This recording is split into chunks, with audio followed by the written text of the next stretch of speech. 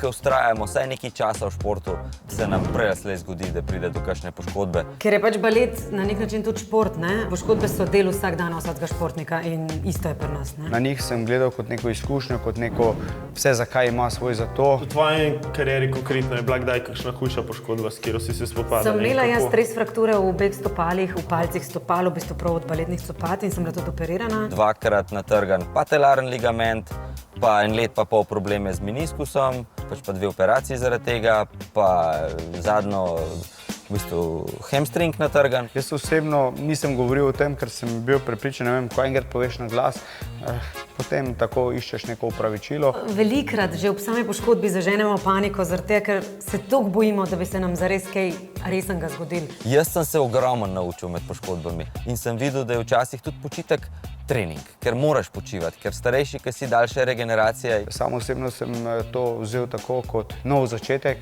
da se je zgodilo to zaradi tega, da ne bi bilo še česa hujšega. Misliti najprej na svoje telo, potem pa na vse ostalo. Zaradi tega, ker v bistvu, če bomo zdravi tukaj noter, pa tukaj, bo vse šlo, potem je ni stvari na tem svetu, kaj ne zmoremo.